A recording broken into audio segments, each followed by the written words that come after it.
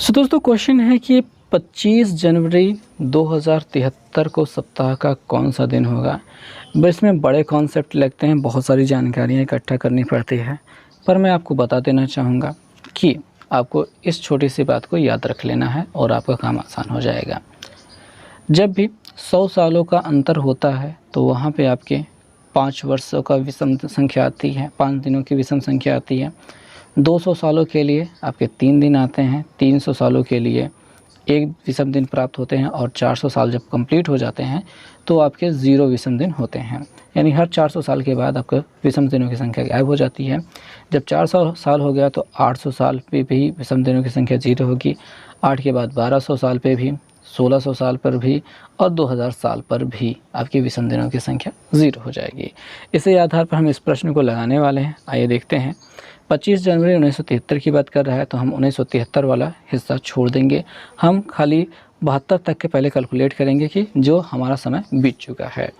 तो 2072 की हम बात कर रहे हैं, जो साल अभी तक बीत चुके हैं, क्योंकि 73 वाला साल अभी तो चल रहा है, उसमें 25 दिन ही बीते हैं, पूरे तरीके से ख़त्म नहीं हुआ है, तो ये विषम दिन नहीं दे पाएगा।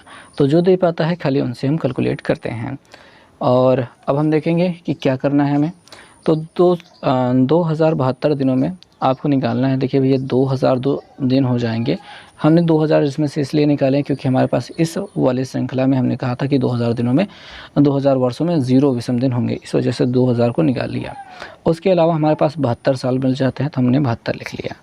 अब देखेंगे 2000 सालों में विषम दिनों की संख्या हम यहाँ पे 0 रखते हैं। हम यहाँ पे विषम दिन गिन रहे हैं, विषम दिन गिन रहे हैं, ठीक है। और यहाँ पे 72 साल जो बीतेंगे, अगर हम 72 को साधारण वर्ष माने तो 72 सालों का समय बीत चुका होगा, मतलब 72 विषम दिन। हर एक साल के लिए, एक साधारण वर्ष के लिए एक विषम दिनों की संख्या 1 होती है, और एक लीप के लिए ये साधारण है, और एक लीप वर्ष के लिए विषम संख्या दिनों की संख्या 2 होती है।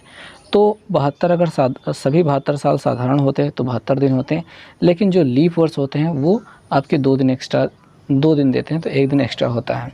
तो हमको 72 में से कितने लीप वर्ष गुजरे हैं ये अगर गिनती करनी है तो अब 72 को हमको भाग कर देना चाहिए 4 से। 4 एकम 4 बच जाएगा 3, 2 उतारेंगे, 4 8 32, पूरा ख़त्म हो गया। यानी 18 लीप वर्ष इसमें गुजरे हैं, तो यानी 18 एक्स्ट्रा दिन हमको चाहिए होंगे। ओके, तो इसमें हमने कैलकुलेट कर लिया है कि अभी बीते हुए समय में कितने विषम दिन गुजर चुके हैं। अब 2073 की बात कर लेते हैं, जिसमें केवल 25 जनवरी की बात है। तो हमारे पास विषम दिनों की संख्या यहाँ पे केवल 25 होगी, और आगे के महीने होते तो हम और भी चीज़ें जोड़ते हैं, लेकिन फ़िलहाल बस इतना ही। अब यहाँ पे देखेंगे, आप एक काम कर सकते हैं, इन सभी संख्याओं को जोड़ करके 7 से भाग कर सकते हैं, या फिर 7 से भाग करके छोटी संख्याएँ प्राप्त कर लीजिए, उनको जोड़ लीजिए, तब पर भी काम हो सकता है। मैं दोनों चीज़ों से बताने की प्रयास करता हूँ। सबसे पहले जोड़ लेते हैं।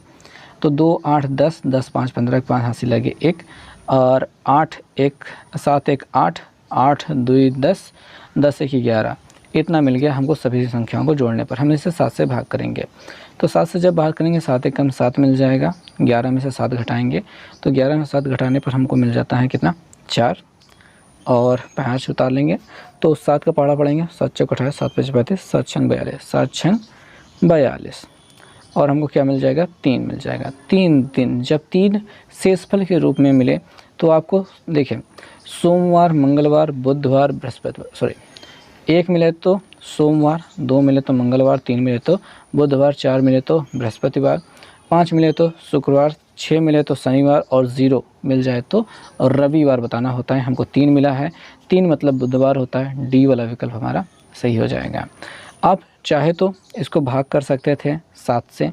72 लिखा है, 7 धामा 70 हो जाता है, इसमें शेषफल कितने बच जाते, 2, आप इनको 2 ले सकते थे।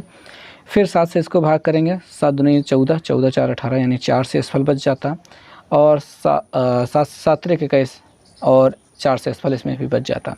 4 4 8, 8 2 10 हो रहा है, और अगर हम 10 को भाग करते 7 से तो 7 एकन्नम 7 मिल जाता, तब पर भी 3, और आपको 3 शेषफल फिर भी मिलता, और फिर भी आप बुधवार ही बताते हैं। अगली वाली सवाल में हम छोटा करके ही लिखेंगे, पूरा बड़ा वाला गिनती नहीं लेने वाले हैं। अगला वाला जो प्रश्न है हमारा प्यारा सा, उसमें प्रश्न में कहा गया है 26 जनवरी 1950 में जब हमारा संविधान लागू हुआ था, ठीक है, तब कौन सा दिन था वो हमको कैलकुलेट करना है। तो आइए देखते हैं। 1950 के बाद चल रही है तो 1950 को छोड़ देंगे, हम 1949 तक देखेंगे। 1949 तक देखेंगे। अब देखिए 2000 साल अभी पूरे नहीं हुए हैं। 2000 साल से पहले जो हैं जहाँ पे विषम दिनों की संख्या ख़त्म हो जाती है वो है 1600। तो हम यहाँ पे 1900 में 1600 निकाल लेंगे। 1600 हमने निकाल लिया। 16 में 300 जोड़ देंगे तो 19 हो जाता है। 16 3 19 होता है। तो हम यहाँ पे 300 अलग निकाल लेंगे, प्लस ये 49 दिन जो बच गए हैं उनको अलग निकाल लेंगे। अब हम कैलकुलेट करने वाले हैं विषम दिनों की संख्या को। तो चलिए कैलकुलेट करते हैं विषम दिन। तो बात की गई 1600 की, तो यहाँ पे विषम दिनों की संख्या 0 हो जाएगी। 3 के बारे में मैंने आपको बताया था, 300 साल जब बीत जाते हैं 300 साल तो आपको विषम दिनों की संख्या 1 होती है, तो हम यहाँ पे 1 लिखेंगे। 49 के लिए आपका 49 रहेगा ही, लेकिन हम 49 को हम भाग करने वाले हैं।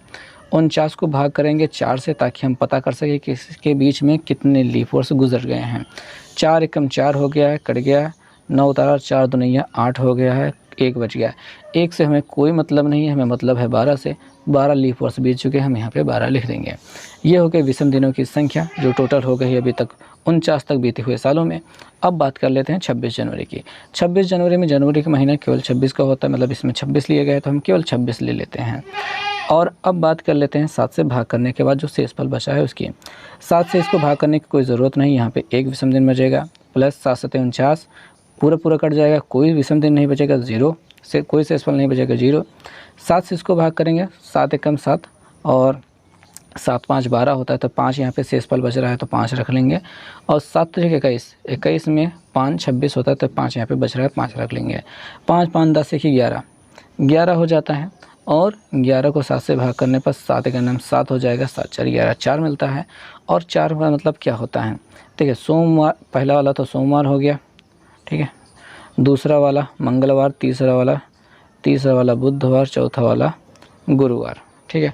सोम मंगल बुध बृहस्पतिवार यानी कि गुरुवार होता है। आपका ए वाला विकल्प सही हो जाएगा।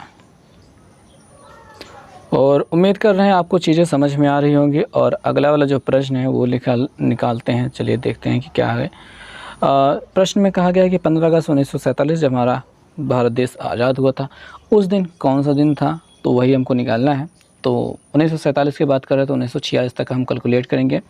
1946 पहले हम निकालेंगे, तो 1946 में से 1600 इधर निकाल लिया, 1600 300 निकाल लिया, 16 3 9 होता है, 1900 हो जाएगा। प्लस हमने यहाँ पे 46 निकाल लिया है। अब 46 वर्षों में देखिए यहाँ तक वाले वर्षों में हम ये नहीं निकालेंगे कि कितने लीप और कितने साधारण हैं, क्योंकि हमको पता है कि लीप साधारण जोड़ने के बाद ही हमने कैलकुलेट करके बताया कि यहाँ पे 0 हैं और यहाँ पे कितने हैं, 1 एक्स्ट्रा दिन होते हैं। ओके, 46 वर्ष हैं वो हम अगर साधारण मानते तो उसमें 46 दिन हो जाएंगे। पर अभी हमको इसमें लीप वर्ष की गणना करनी है, कितने लीप वर्ष इसमें शामिल हैं। तो 46 को हम 4 से भाग करेंगे, तो 4 एकम 4 कट गया और 4 एकम 4 बच गया, तो 11 आपके इसमें लीप वर्ष शामिल हैं। तो हम यहाँ पे 11 लिखेंगे। ये हमारे विषम दिनों की संख्या हो गई वर्षों के हिसाब से। अब आप बात कर लेते हैं यहाँ पे 15 अगस्त की। ये जनवरी का महीना तो है नहीं, तो हमको सभी महीनों को कैलकुलेट करना होगा। देखिए जनवरी 31 की होती है, ठीक है, उसमें 3 शेषफल बचता है। फरवरी यहाँ पे 1947 चल रहा है, साधारण वर्ष है तो 28 की रहेगी, ठीक है। जनवरी, फरवरी, मार्च, अप्रैल, मई और जून, फिर जुलाई, फिर अगस्त में तो 15 तारीख की ही बात करनी है। तो ये सारी चीज़ें हो गई। देखिए जब 31 को 7 से भाग करते हैं तो 3 शेषफल बचता है, 7 चौक 28, 3 31। और यहाँ पे 7 से काटने पर ये 0 हो जाएगा, कोई शेषफल नहीं देगा। और यहाँ पे 3 बचेगा, 30 को भाग देने पर 2 बचता है, 31 को भाग देने पर 3, 30 को भाग देने पर 2, 31 को भाग देने पर 3। और 15 को अगर 7 से भाग करेंगे, 7 दूनी 14, 1 15, 1 बच जाएगा। तो हमारे पास ये विषम दिनों की संख्या आ गई हैं। इधर वाले भी अब चाहे तो 7 6 42 होता है, 42 4 46 हो रहा है, तो इसमें हम 4 निकाल सकते हैं। तो 7 6 42 होता है, ये अगर काट देंगे 7 से तो अब यहाँ पे मिल जाएगा 42 4 46, यानी 4 यहाँ पे शेषफल बच जाएगा। और 7 से इसको भाग कर देंगे तो 7 एकम 7 4 11, यानी कि 4 यहाँ पे भी शेषफल हो जाएगा। तो 4 4 8 1 9 यहाँ पे शेषफल हो रहा है और यहाँ पे वाले सारे शेषफल हम जोड़ रहे हैं। तो 3 3 6, 3 3 9, 3 4 12, 12 12 1 13, 13 2 15, 15 2 17, 17 में एक जोड़ दिया 18, 18 4 22 होता है, 22 22 4 26 होता है। तो टोटल जोड़ने पर हमें 26 मिल रहा है। 26 को हम 7 से भाग करेंगे, ठीक है। एक सप्ताह में 7 दिन होते हैं, इसी वजह से 7 से भाग किया जा रहा है। 7 तरीके का 7 तरीके का 7 चौक ज़्यादा हो जाएगा, 7 तरीके हम 21 लेंगे। कितना शेषफल बच गया? 5 शेषफल बच गया है। 5 को कौन सा दिन होता है? देखिए, 1 सोमवार, 2 मंगलवार, 3 बुधवार, 4 बृहस्पतिवार, 5 शुक्रवार। तो यहाँ पे शुक्रवार होता है 5 नंबर पे, तो आपको बी वाला विकल्प लगा देना है। उम्मीद कर रहा हूँ आपको नियम समझ में आ रहा होगा, और समझ में आ गया है तो कृपया इस प्रश्न का उत्तर देने का प्रयास करें कि 9 जून 1732 को कौन सा दिन होगा। कमेंट बॉक्स में आपके उत्तर का इंतज़ार रहेगा, तो जल्दी से बताइएगा। मिलेंगे नेक्स्ट वीडियो में, तब तक के लिए बहुत बहुत धन्यवाद। बाय।